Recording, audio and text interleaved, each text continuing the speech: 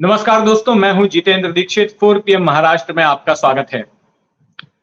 प्रधानमंत्री नरेंद्र मोदी आज फिर एक बार महाराष्ट्र में आ रहे हैं और बीते 10 दिनों के अंदर महाराष्ट्र में उनका ये दूसरा दौरा है। इससे पहले भी वो मुंबई आए थे और कई योजनाओं का उन्होंने उद्घाटन किया और इस दौरे में भी वो पहुंच रहे हैं साईं बाबा की नगरी शिरडी में, जहां से कई परियोजनाओं का वो उद्घाटन करने वाले हैं। राज्य के तमाम अखबारों में मोदी की तस्वीरें छपी हैं। इसके साथ साथ देवेंद्र फडणवीस, एकनाथ शिंदे और अजीत पवार की तस्वीरें छपी हैं, जो सो कॉल्ड महाराष्ट्र की ट्रिपल इंजन की सरकार है। तो सरकार के तीनों इंजन की तस्वीर छापी गई है और साथ ही ये बताया गया है कि किन किन योजनाओं का उद्घाटन जो है आज पीएम मोदी करने वाले हैं। कुल 14,000 करोड़ रुपए की योजनाएं हैं, जैसे कि जानकारी इस विज्ञापन में दी जा रही है, जिसमें सबसे बड़ी योजना है नमो शेतकरी महासम्मान निधि, यानी कि जो प्रधानमंत्री किसान सम्मान योजना है उसी की तर्ज पर इस योजना को बनाया गया है, जिसमें कि 12,000 रुपए हर किसान परिवार को सालाना दिए जाएंगे, जिसमें से 6,000 रुपए भारत सरकार देगी और 6,000 रुपए राज्य सरकार की ओर से दिए जाएंगे। तो इस तरह की योजना की शुरुआत हो रही है और फिर इसके साथ कई और भी योजनाएं हैं, जैसे कि साईं बाबा मंदिर में दर्शन के लिए लगने वाली कतार के नए कॉम्प्लेक्स का उद्घाटन है।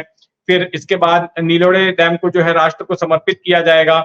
फिर कुरुड़वाड़ी लातूर रोड रेलवे का जो सेक्शन है उसका इलेक्ट्रिफिकेशन की शुरुआत होगी। तो इस जैसी तमाम योजनाएं हैं। एक आयुष अस्पताल है अहमदनगर में, उसका उद्घाटन किया जाएगा।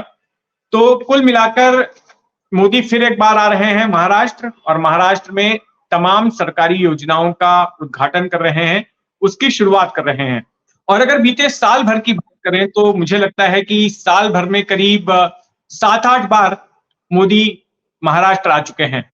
इससे पहले इसी साल उन्होंने मुंबई में एक मेट्रो लाइन की शुरुआत की, पुणे में मेट्रो की शुरुआत की और फिर 2 वंदे भारत ट्रेनों की शुरुआत यहां से की गई, उन्हें हरी झंडी दिखाई मोदी ने।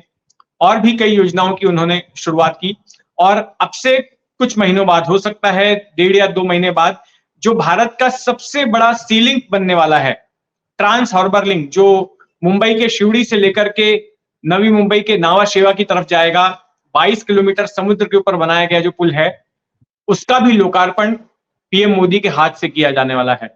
तो जिस तरह से मोदी बार बार महाराष्ट्र आ रहे हैं, उससे सियासी हलकों में यही चर्चा हो रही है कि ये जो राज्य की ट्रिपल इंजन की सरकार है, तीनों पार्टियों की सरकार है, जो तीनों पार्टियां हैं, आने वाले चुनाव मोदी के चेहरे को दिखाकर ही लड़ने वाली हैं। इससे पहले भी 2014 का चुनाव भी जो हुआ था, विधानसभा का चुनाव, वो भी मोदी के नाम पर लड़ा गया।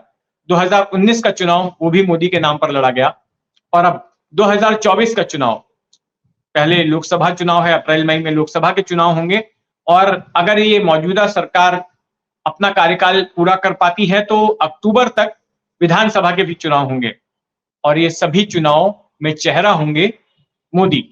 अब विपक्ष जो है चुटकी ले रहा है, खास करके शिवसेना उद्धव ठाकरे गुट की बात करें तो संजय राउत का बयान आया है और कहा है कि भले ही मोदी को बार बार बुला रहे हो और मोदी चेहरे को लेकर जो है चुनाव लड़ने वाले हों, लेकिन इससे कोई फायदा होने वाला नहीं है। वैसे इन तीनों पार्टियों को मोदी के चेहरे की जरूरत क्यों पड़ी है और क्यों इन्हें लगता है कि मोदी ही इनकी नैया पार लगा सकते हैं? दरअसल महाराष्ट्र में इस वक्त जिस तरह के घटनाक्रम चल रहे हैं, उन्होंने सरकार को सासत में डाल दिया है। इस वक्त मराठा आंदोलन का मुद्दा गरमाया हुआ है।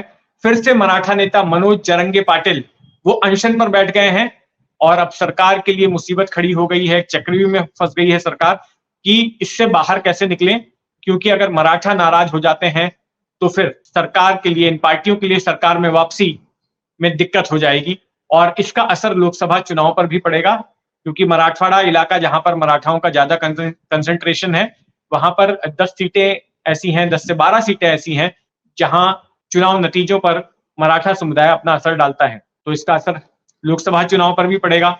तो ये एक अहम मुद्दा है। दूसरी अहम बात यह है कि मराठाओं के अलावा ओबीसी भी नाराज हो रहे हैं, क्योंकि मराठा आरक्षण देते वक्त जब सितंबर में मान मनौवल हुआ, सरकार की तरफ से मराठा नेताओं को मनाने की कोशिश की गई, तो उनको ये कहा गया कि आपको ओबीसी कोटे के तहत आरक्षण दिया जाएगा। तो इससे ओबीसी के नेता नाराज हो गए और उन्होंने कहा कि वो आंदोलन पर उतरेंगे। और ओबीसी की एक नेता खुद बीजेपी के अपने पास हैं, पंकजा मुंडे एक बड़ी नेता हैं, वो खुद भी इस बात से नाराज हैं।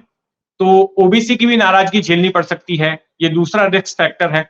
और इसके अलावा धनगर समुदाय भी शेड्यूल्ड ट्राइब में आरक्षण मांग रहा है, उसको आरक्षण नहीं मिला है और मामला अदालत में है। तो धनगर समुदाय की भी मांग है सरकार से कि उसे भी आरक्षण दिया जाए। तो ये मामला भी अब गरमा रहा है और खुद बीजेपी के एक नेता हैं गोपीचंद पडळकर, उन्होंने खुद बागी तेवर अपनाए और सरकार पर दबाव बनाने की कोशिश की कि धनगरों को आरक्षण दिया जाना चाहिए। तो ये 3 आरक्षण से जुड़े मुद्दे हैं, ये एक रिस्क फैक्टर है। फिर इसके बाद एक सवाल आता है सहानुभूति लहर का। जिस तरह से बगावत हुई शिवसेना में पिछले साल और इस साल एनसीपी में, उसके बाद से एक चर्चा हो रही है कि क्या किसी तरह की सहानुभूति लहर जो है चुनाव के वक्त पैदा हो जाएगी, जिसमें कि जिस लहर का फायदा उद्धव ठाकरे को होगा और लोग सहानुभूति के चलते उद्धव ठाकरे को वोट देंगे। दूसरी ओर उद्धव ठाकरे ने भी अब जो शिवसेना का पारंपरिक चरित्र रहा है, कट्टर हिंदुत्ववादी पार्टी का जो उसकी छवि रही है, उसको बदलने की कोशिश की है और बड़ी हद तक कामयाब भी रहे हैं। जो एंटी मुस्लिम स्टैंस शिवसेना का रहा है, वो शिवसेना ने, उद्धव ठाकरे वाली शिवसेना ने छोड़ दिया है और साथ में मुसलमानों को भी अपने करीब लाया है। तो एक ये फैक्टर भी है।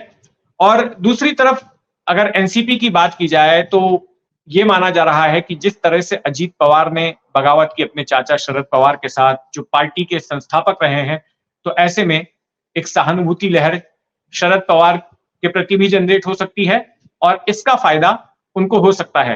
तो ये तमाम बातें ऐसी हैं, ये तमाम फैक्टर्स ऐसे हैं जिसकी वजह से राज्य की ट्रिपल इंजन सरकार, 3 पार्टियों की सरकार चिंता में है और उसको लगता है कि अगर इन सवालों के हल नहीं निकाले गए तो फिर पहले लोकसभा चुनाव में दिक्कत होगी और उसके चंद महीनों बाद जो विधानसभा के चुनाव होने वाले हैं उसमें वापसी मुश्किल हो जाएगी। तो क्या कुछ होता है आगे चल के, यहां पर एक और बात मैं आपको बता दूं कि आज पीएम मोदी जब महाराष्ट्र में हैं तो जो मराठा आंदोलनकारी हैं वो प्लानिंग कर रहे हैं, वो योजना बना रहे हैं कि उनके सामने विरोध प्रदर्शन किया जाए और उन पर भी इस बात को लेकर दबाव डाला जाए, क्योंकि इनका ये मानना है मराठा आंदोलनकारियों का कि अगर केंद्र सरकार चाहे तो इस मसले का हल निकाला जा सकता है, तो वो भी होगा। तो मराठा आरक्षण को लेकर या फिर बाकी के जो फैक्टर्स हैं जिसको लेकर शिंदे सरकार चिंता में है, उनको लेकर क्या कुछ हलचल होती है, क्या कुछ डेवलपमेंट होता है, उस पर हमारी नजर बनी रहेगी। आप भी अपनी नजर बनाए रखें 4 PM महाराष्ट्र पर। धन्यवाद।